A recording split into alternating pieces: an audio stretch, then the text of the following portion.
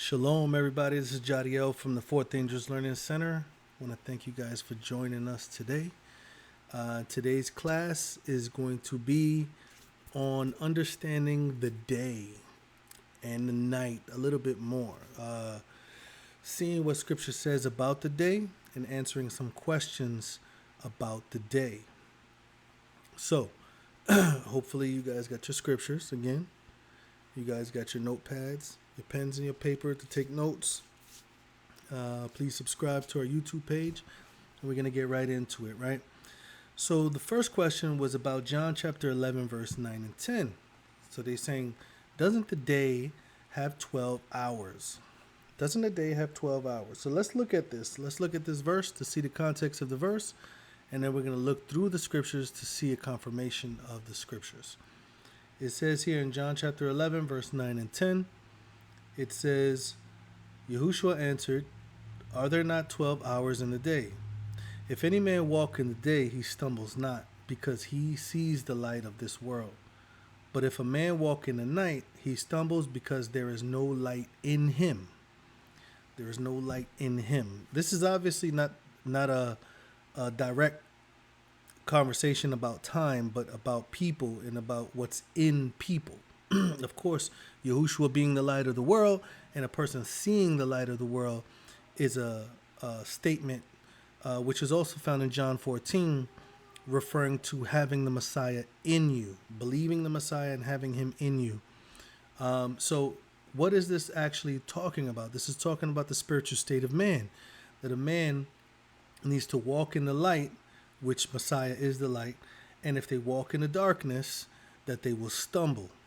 But it says a very interesting statement in verse 9, referring to 12 hours in the day. Now, did the Hebrews conduct the monitoring of time by using 60-minute increments, referred to as what we say hours are?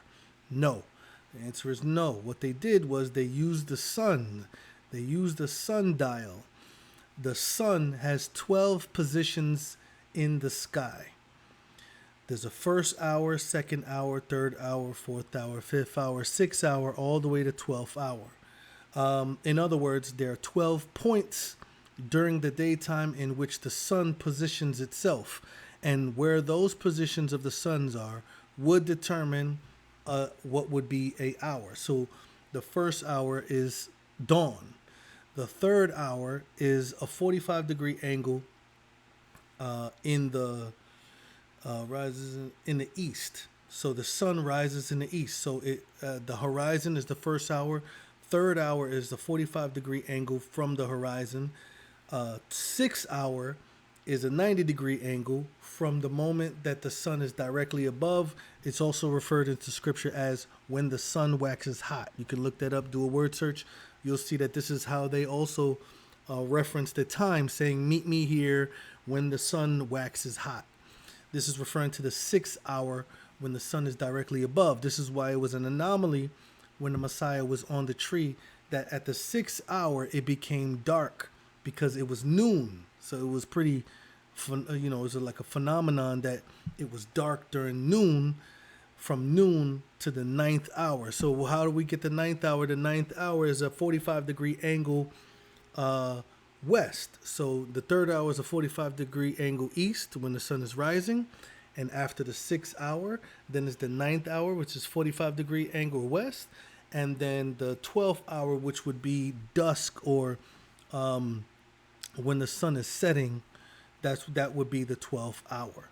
So there's 12 positions of the sun, and those positions would determine to a person what time it was, or when was a certain time. Now, the word yom, which is the Hebrew word for day, it's not referring to only the daytime.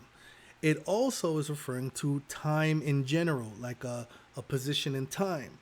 When the Messiah made a statement and saying that my hour is now come, he wasn't referring to a 60-minute increment of time. He was referring to just a fullness of time. It was that time for the Messiah to be betrayed, and for the Messiah to be taken, and for the time that prophecy needs to be fulfilled.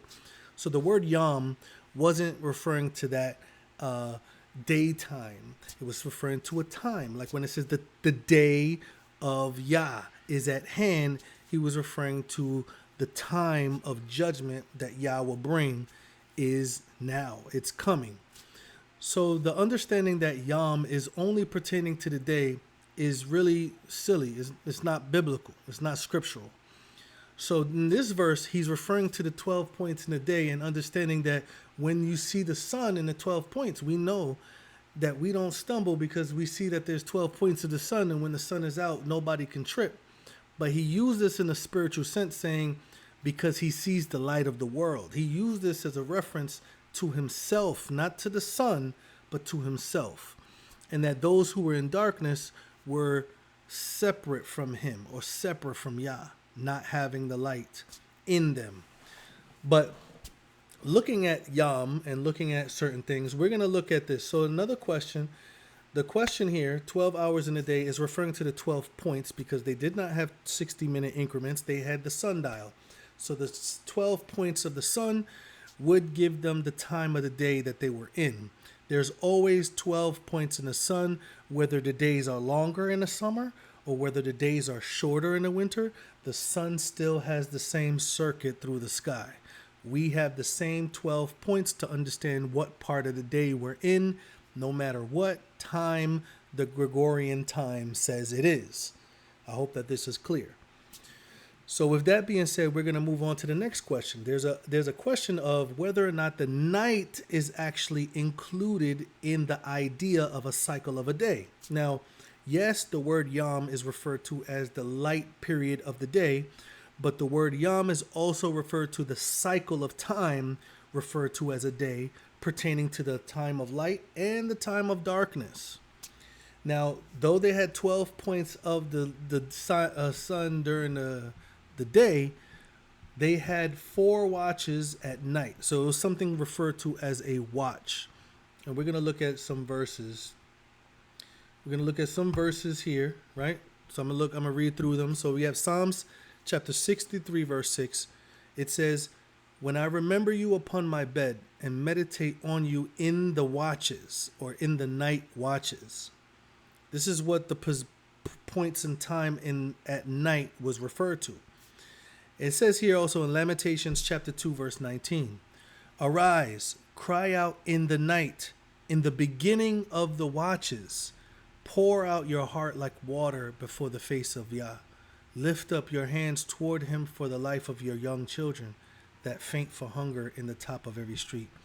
So it says here, which is a very deep statement, that there's a beginning of watches at night. When night begins, it begins the watches of night.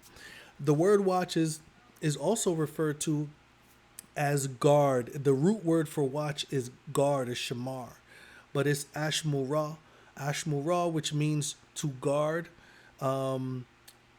which is usually what they did in Jerusalem when they will put somebody over a period of time to guard.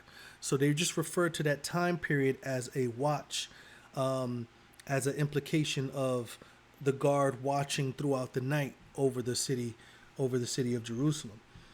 With that being said, let's continue to look at some verses in the New Testament now that uses the same terminologies. Luke chapter 12, verse 37 and 38 says, "Blessed are those servants whom the master when he comes shall find watching," meaning guarding.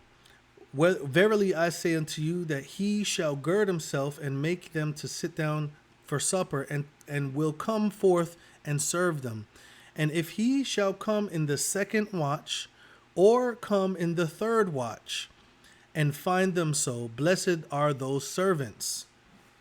He says again in Matthew chapter 14, verse 23, says, "And when he had sent the multitudes away, he went up unto the mountain apart to pray. And when evening was come," this is in the Greek, this is pertaining to sunset. "And when evening was come, he was there alone.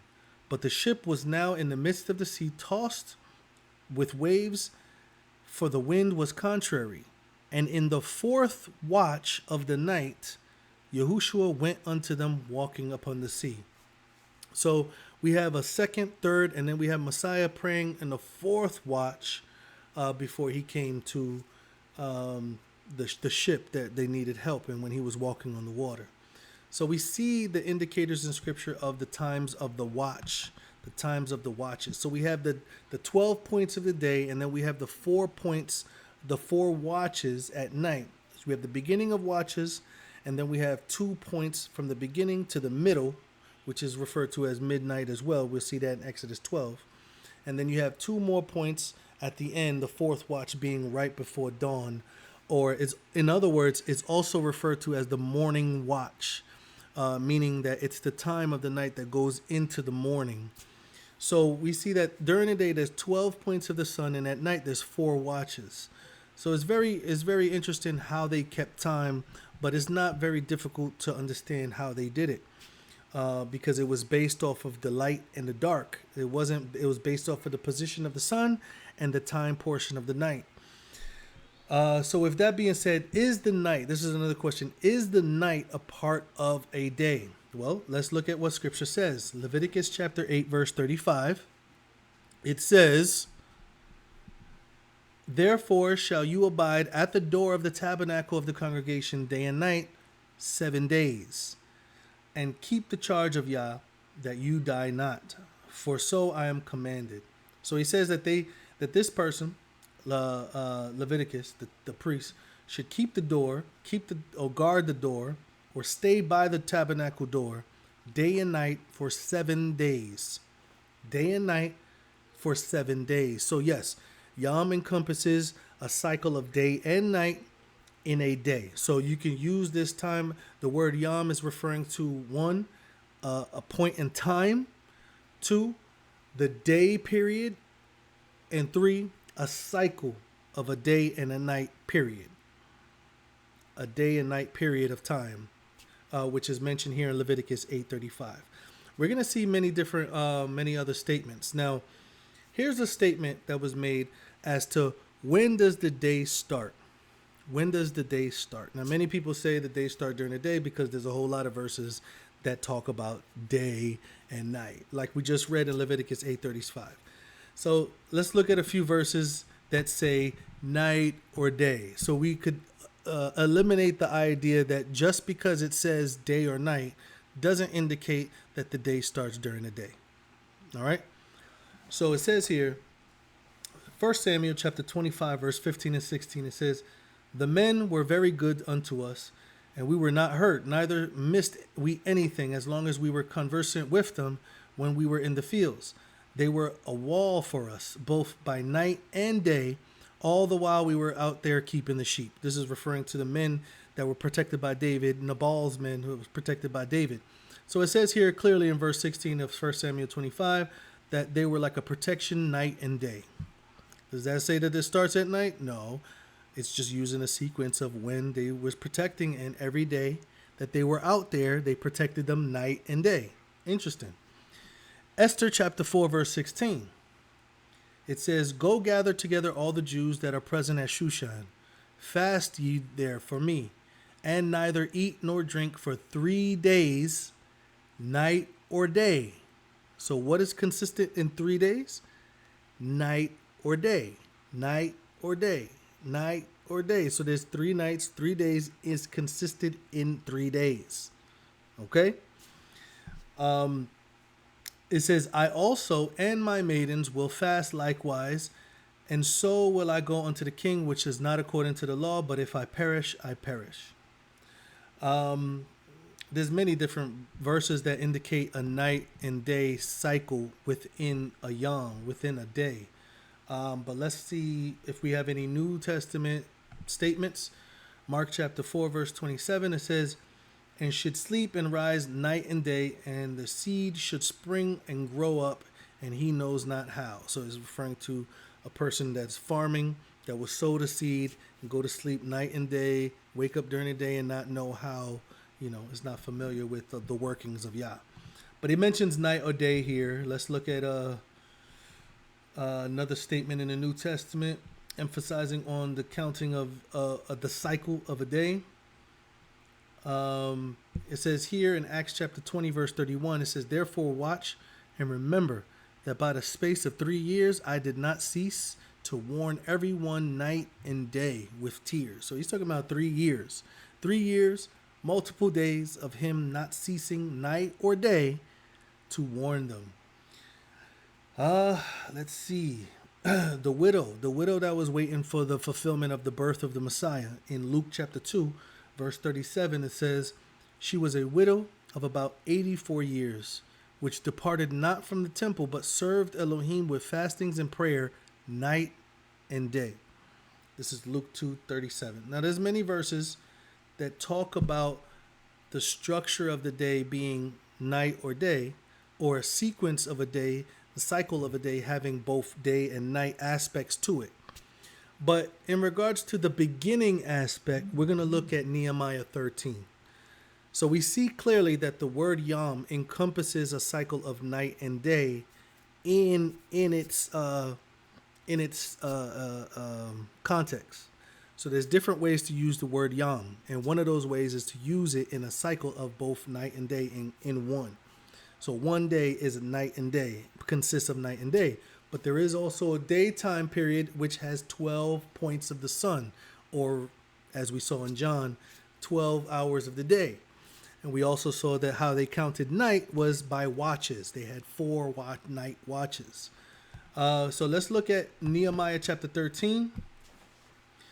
Nehemiah chapter 13, very important. Very important in understanding the beginning of a day. When does a day begin? Does it begin at night or does it begin during the day? Nehemiah 13 verse 17 to 21 says, then I contended with the nobles of Judah and said to them, what is this evil thing that you're doing and profaning the Shabbat? Did not your fathers do this? And did not our Elohim bring all this destruction upon us and upon this city?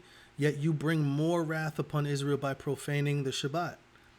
And it came to pass that when the gates of Jerusalem began to be dark before Shabbat, I commanded that the gates should be shut and charged that they should not open until after Shabbat.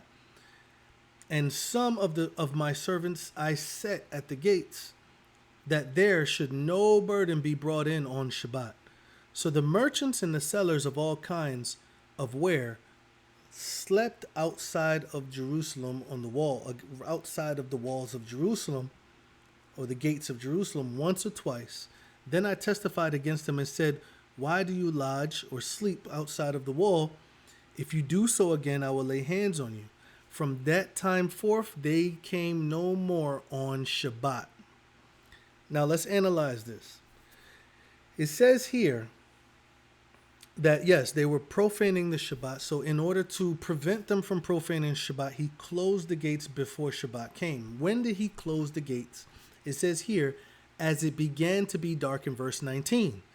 And it came to pass that when the gates of Jerusalem began to be dark before Shabbat, that I commanded them to close the gates. Now, what was happening when the gates were closed? At night, the people who sold wares to the Israelites slept outside at night.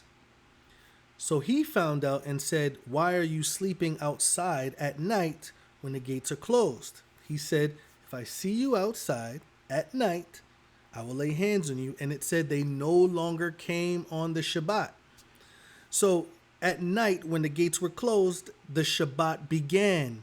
And he told them not to sleep outside of the gates at night anymore on the Shabbat. And they no longer came on the Shabbat again. So if the night proportion of the time was not the Shabbat, why would he refer to it as sleeping outside during the Shabbat?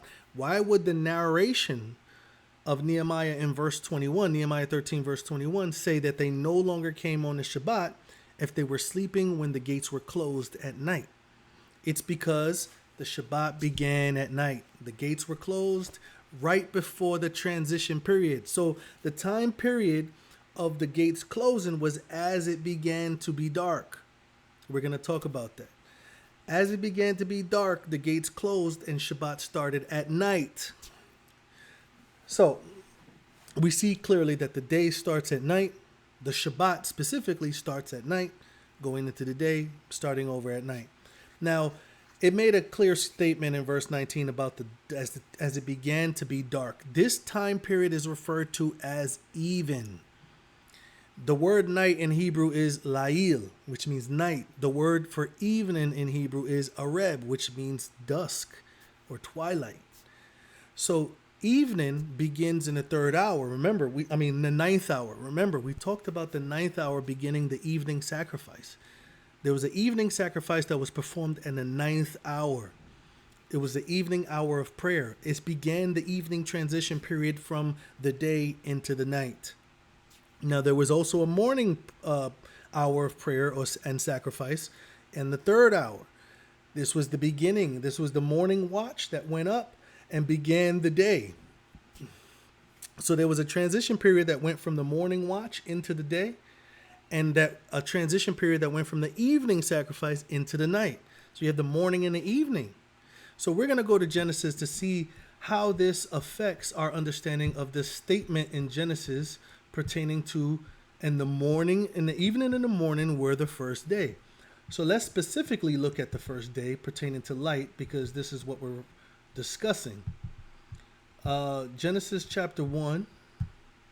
We're going to start from verse 3.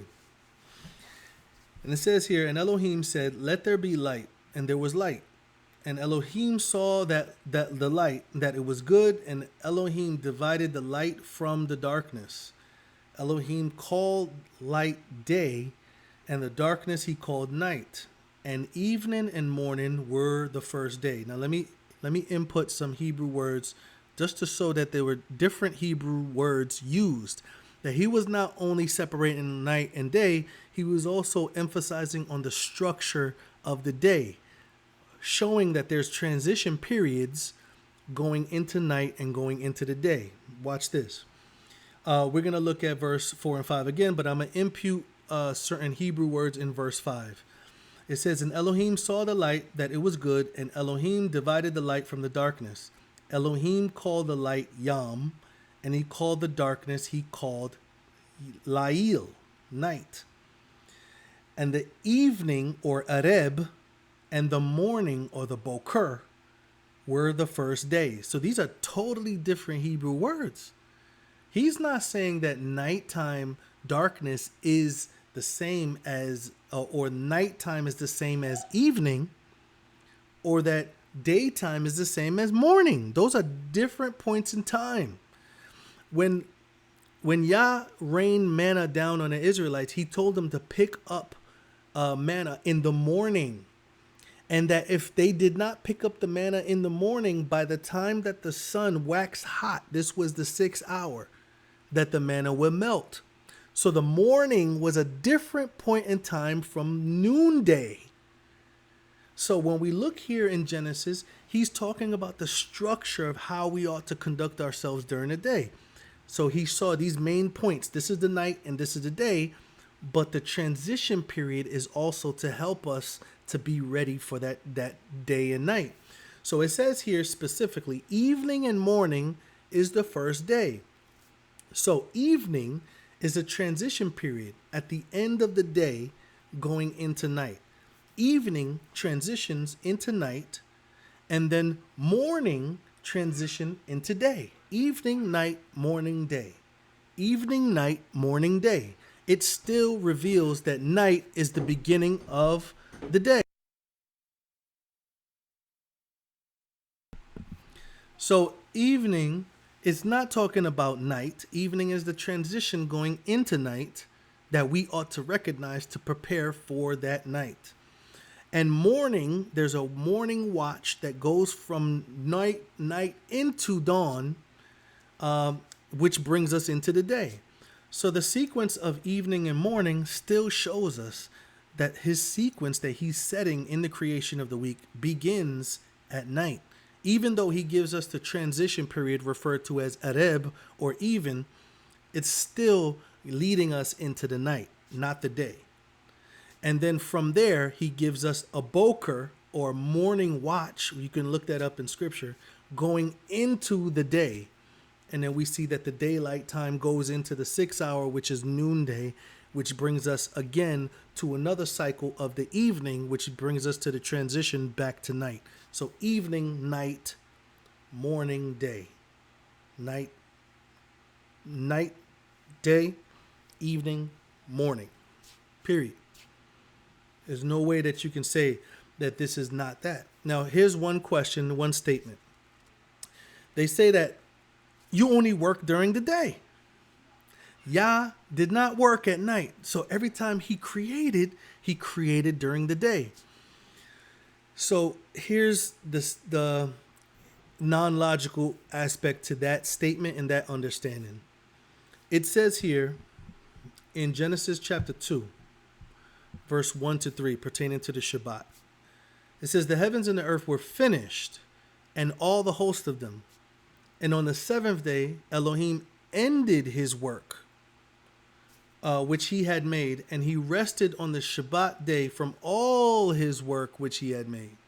Elohim blessed the seventh day and sanctified it, because in it he rested from all his work which Elohim created and made. So some of the logic that's going on with the idea that no one works at night, not even Yah, during creation, doesn't really match up with this statement in Shabbat about Shabbat in Genesis chapter 2, 1 to 3. It says that he rested from all his work. If what people are saying is correct, then he would have rested every single day at night. He would have rested every single creation day at night. If he didn't work at night, he would have rested every single night. But according to this, the purpose of the Shabbat is a memorial that this is the time that he actually rested from all of his works. So there is no indication that he rested prior to the Shabbat. That's why it's called Shabbat. Shabbat means to cease. Now, if he ceased at night every single day, then he would have Shabbat every single day. But that's not what it says. It says on Shabbat, he rested from all his works. So therefore, it is improbable that he stopped working at night during creation. He created the things that work at night. He created the elements that are effective at night. He created the things that are done during the day. He created everything. So the idea that he stopped every single night because of statements that say you don't work at night, that doesn't pertain to what we're talking about in creation, because the Shabbat is a memorial of when he stopped. So the day and the night is very clear. The beginning of the day begins at night. The beginning of this cycle begins at night, then goes into the day, and then the next night would be the beginning of a next day in time. Now, the morning aspect is the beginning of dawn, and the evening is the transition of dusk. So morning, dawn, evening, dusk is still a transition time period. It's not referring to the yom. It's not referring to the lail, the night. It's referring to two time periods in which we ought to recognize, which we can clearly see. When dawn starts, there's a many times in which before the sun rises, you can see the light becoming greater and greater. So even at night, you can still, at the fourth watch at night, you can still prepare yourself to see the dawn. This is a transition period referred to as morning. Morning. Here's a proof about that. I believe is it Matthew or Luke? I believe it's in Luke. So Luke chapter 24. No, John. I'm sorry. John chapter 20. So John chapter 20. It says here in verse 1. In the first of the week came Mary Magdalene early, when it was yet dark, unto the sepulchre, seeing the stone taken away from the sepulchre. So early is still referring to the time period in which it was dark, transitioning into the day. We know that this time that it was dark was morning, because the other witness accounts of the resurrection tells you clearly that it was the first day, it was dawn. So Matthew 28:1, it says, in the end of the Shabbat, and as it began to dawn toward the first day of the week, Mary Magdalene and the other Mary saw the sepulchre. So we clearly see that it was dawn and morning. Even though it was dark, it was the morning transition period. Luke 24:1, Now, on the first of the week, very early in the morning, they came to the tomb bringing spices which they had prepared and certain others with them. So, morning and evening are transition periods that lead to the day and to the night. Very clear, very simple for us to understand these transitions. There's some cultures even today that when they say good evening, it doesn't mean that it's nighttime. It means that nighttime is on the way. And when it's very early in the morning, even when it's dark, there's some people that say good morning because they know that this is the time period in which dawn is going to begin.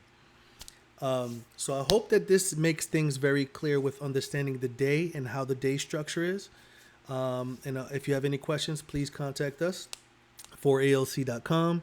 If you desire to support the ministry, you can also support us on 4alc.com. If you have any questions, please send it to us. We'll be happy to answer these questions in video form. Please share and subscribe to our YouTube page. We'll be happy to have you subscribe and to make sure that you see all the upcoming content that will be posted. I want to thank you for joining our class today on the day. I hope that this was edifying, and I hope that you guys are blessed. Shalom.